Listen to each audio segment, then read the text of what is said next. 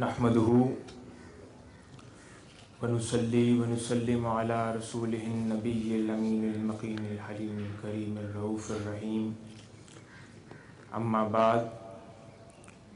فاعوذ باللہ من الشیطان الرجیم بسم اللہ الرحمن الرحیم واصبر نفسک مع الذین یدعون ربهم بالغداة والعشی یریدون وجہہ ولا تعد عیناک عنہم ترید زینۃ الحیاۃ الدنیا ولا تطیع من اغفلنا قلبہ من ذکرنا واتبع اہواءہ وکان امرہ فرطا۔ صدق اللہ مولانا العظیم۔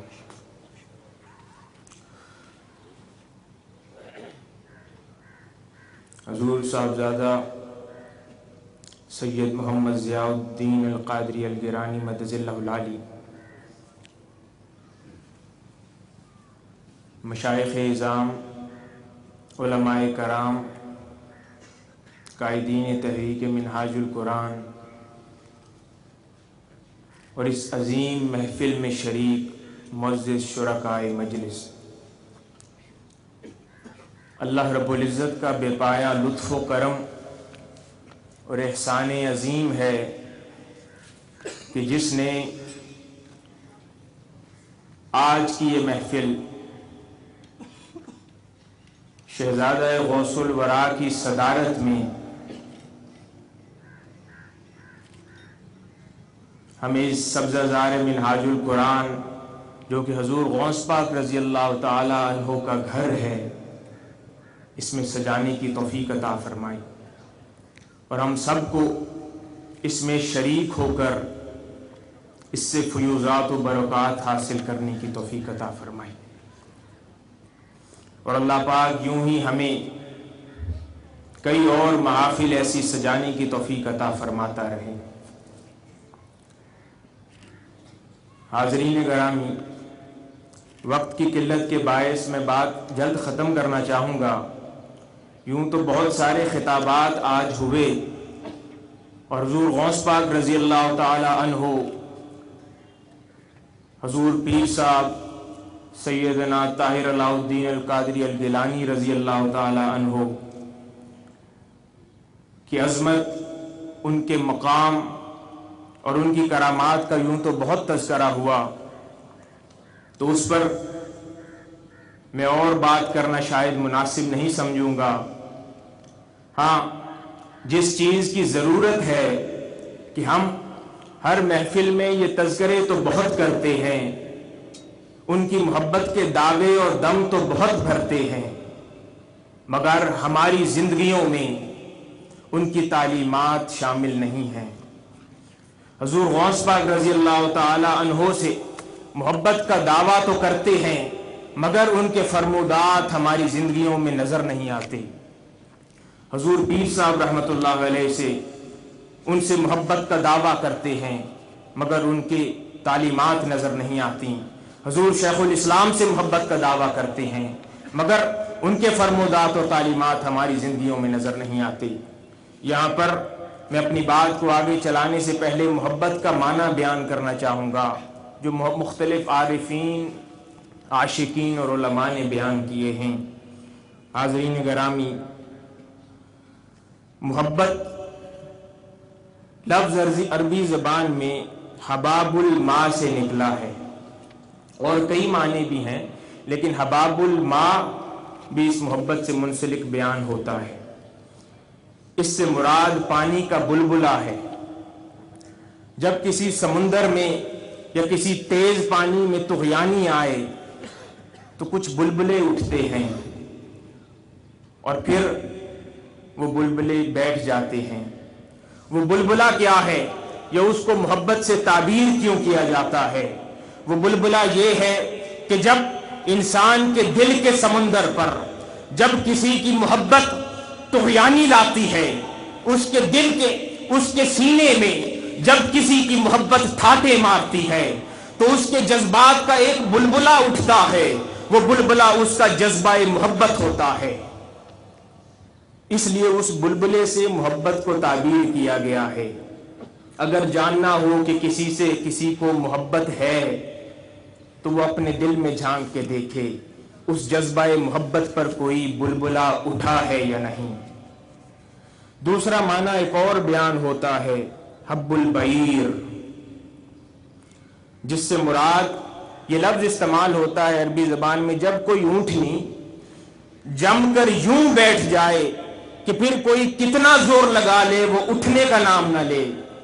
اس عمل کے لیے عربی زبان میں حب البعیر کا لفظ استعمال ہوتا ہے۔ یہ بھی محبت کی اعلیٰ علامات میں سے ہیں کہ عاشق جب کسی سے سچی محبت کرتا ہے تو اس کے در سے یوں لگ کے بیٹھ جاتا ہے کہ حضور بابا بلے شاہ صاحب رحمت اللہ علیہ فرماتے ہیں قسم دا بوہا مول نہیں چھڑ دے بھامے 100 مارے جتے تے تھی ہوتے، کہ یوں پھر کوئی اس کے شیخ اس کے محبوب کے متعلق جو کچھ کہتا پھرے اس کے کان پر جوں تک نہیں رینگتی، وہ اسی طرح اس در سے لگ کر بیٹھا رہتا ہے، جیتا بھی اسی در کے لیے ہے، مرتا بھی اسی در کے لیے ہے، اٹھتا بھی اسی در کے لیے ہے، سوتا بھی اسی در کی زیارت کے لیے ہے۔ تو یہ بھی حب البعیر بھی محبت کی علامات میں سے ہے۔ پھر تیسرا معنی جو بیان ہوا جسے محبت سے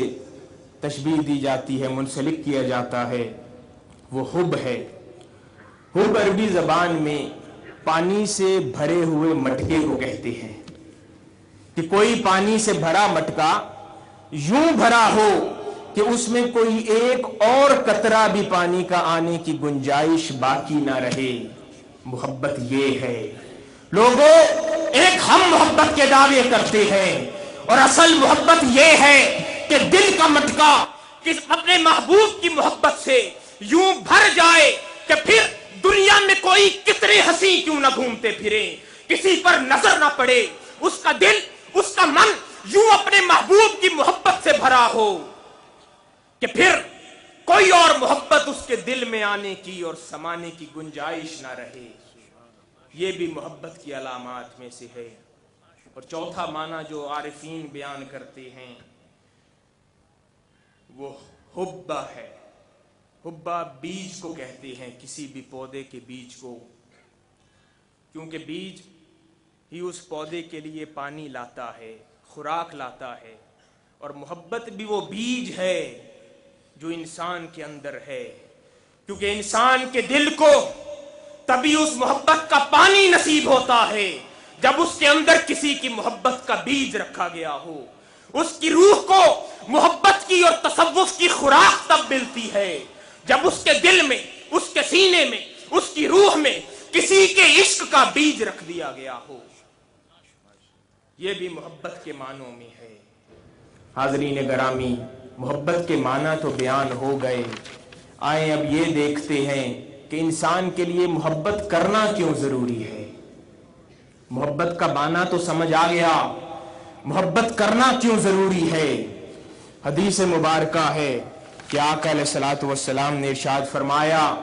یا اللہ اسألک شوق لقائک، مولا مجھے اپنی دید عطا کر، اپنی دید کرنے کا شوق عطا کر، یا اپنی محبت عطا کر، اس کو جیسے لے لیں، اپنی محبت عطا کر۔ اس محبت کا معنی پھر اور کسی عارف سے پوچھتے ہیں۔ حضرت شیخ ابو الاعلی زکار رضی اللہ تعالی عنہ اس محبت کا معنی بیان کرتے ہوئے فرماتے ہیں کہ اللہ رب العزت نے محبت کے جذبے کے 100 جز کیے، اور اس 100 جزوں میں سے 99 جز اللہ رب العزت نے اس محبت کے اپنے پاس رکھ لیے، اور پھر وہ ایک جز اللہ رب العزت نے محبت کا کل کائنات میں تقسیم کر دیا۔ یعنی اللہ رب العزت نے کل کائنات کے ہر سینے میں اس ایک جز سے محبت کا کچھ نہ کچھ حصہ رکھ دیا۔ ماں کے سینے میں محبت کا جز اس میں سے حصہ رکھ دیا، والد کے سینے میں رکھ دیا، اولاد کی محبت رکھ دی، دنیا کی محبت رکھ دی، مال کی محبت رکھ دی، ہر شے کے لیے ایک محبت اسی ایک جز میں سے رکھ دی، اور اس جز کو اللہ رب العزت نے ہر انسان کی ذات اور اس کی شخصیت اور فطرت کا حصہ بنا دیا۔ اس کی فطرت میں شامل کر دیا،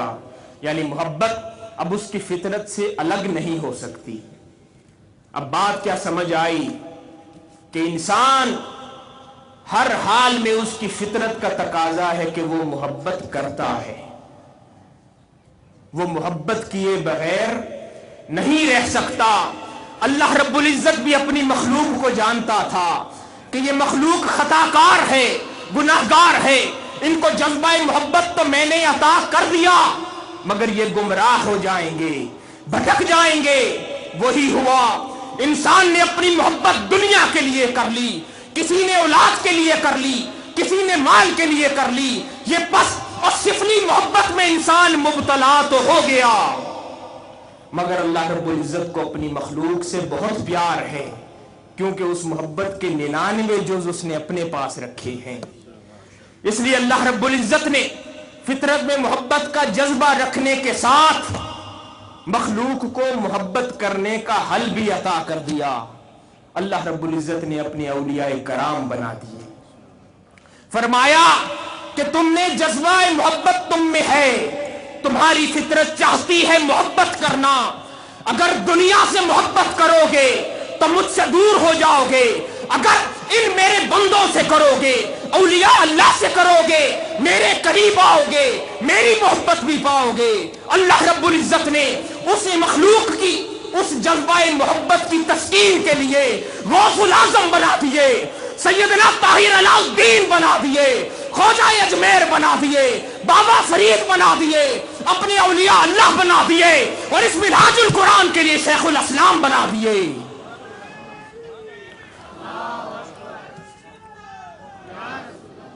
کہ ان سے محبت کیا کرو، تمہارا جذبہ محبت کو تسکین بھی ملے گی، صحیح رستہ بھی ملے گا۔ حاضرین گرامی، یہ محبت تو ٹھیک ہے، مگر محبت کے لیے قرآن پیمانہ کیا بیان کرتا ہے۔ قرآن مجید ارشاد فرماتا ہے، قُلْ إِن كُنتُمْ تُحِبُّونَ اللَّهَ فَاتَّبِعُونِي یحببکم اللہ یغفر لکم ذنوبکم۔ اللہ رب العزت آقا علیہ الصلوۃ والسلام سے فرماتا ہے کہ فرما دیجئے اگر تم اللہ سے محبت کرتے ہو تو پھر میری اتباع کرو، پھر اللہ بھی تم سے محبت کرے گا۔ ہم یہ تو جانتے ہیں اللہ کی محبت آقا کی محبت ہے، اللہ کی اتباع آقا کی اتباع ہے، تو قرآن نے دراصل کسی کے دعوی محبت کا پیمانہ بیان کر دیا کہ کوئی اپنے دعوے میں کتنا سچا ہے، وہ پیمانہ اتباع کا رکھ دیا ہے کہ اگر کوئی دعوی محبت کرتا ہے تو اس کی سچائی دیکھنی ہو تو یہ دیکھا جائے گا کہ وہ اپنے محبوب کی کتنی اتباع کرتا ہے۔ آج ہماری زندگیوں میں فقط محبت کے دعوے رہ گئے ہیں، حضور غوث پاک سے محبت کا دعویٰ رہ گیا ہے، حضور پیر صاحب سے محبت کا دعویٰ رہ گیا ہے، حضور شیخ الاسلام سے محبت کا دعویٰ رہ گیا ہے، مگر ہماری زندگیاں ان کی تعلیمات سے، ان کے فرمودات سے اور ان کی سنتوں سے بالکل خالی ہو گئی ہیں، اتباع کا شائبہ نظر نہیں آتا ہماری زندگیاں، تو پھر ہم کیسے اپنے دعوے میں سچے اپنے آپ کو کہہ سکتے ہیں؟ آج ضرورت اس امر کی ہے، اور اس مجلس سے ہمیں کیا استفادہ کرنا چاہیے کہ دعوی محبت تو بہت ہے، اپنی زندگیوں میں ہمیں اتباع لانے کی ضرورت ہے، حضور غوث پاک کی تعلیمات کی اتباع لانے کی ضرورت ہے، قدوۃ الاولیاء کی تعلیمات کی اتباع لانے کی ضرورت ہے، شیخ الاسلام کی تعلیمات کی اتباع لانے کی ضرورت ہے، تاکہ ہم بھی قرآن کی نظر میں سچے عاشق کہلا سکیں۔ آخر میں یہیں پر ختم کرنا چاہوں گا وقت کی قلت کے باعث، آخر میں دعا گو ہوں کہ اللہ پاک ہم سب کو توفیق عطا فرمائے کہ ہم محبت کے دعووں میں سچے ہو جائیں، اللہ کی بارگاہ میں سچے عاشق بن جائیں، اپنی زندگیاں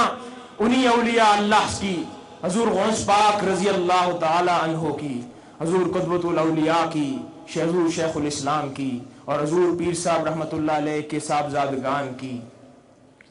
ان کے زندگیوں کو سامنے رکھ کر اپنی بھی زندگی کا ایک ایک لمحہ انہی کی سنت پر تراشنے کی کوشش کریں، اور انہی کے رنگ میں رنگنے کی کوشش کریں۔ والسلام وما علینا الا البلاغ۔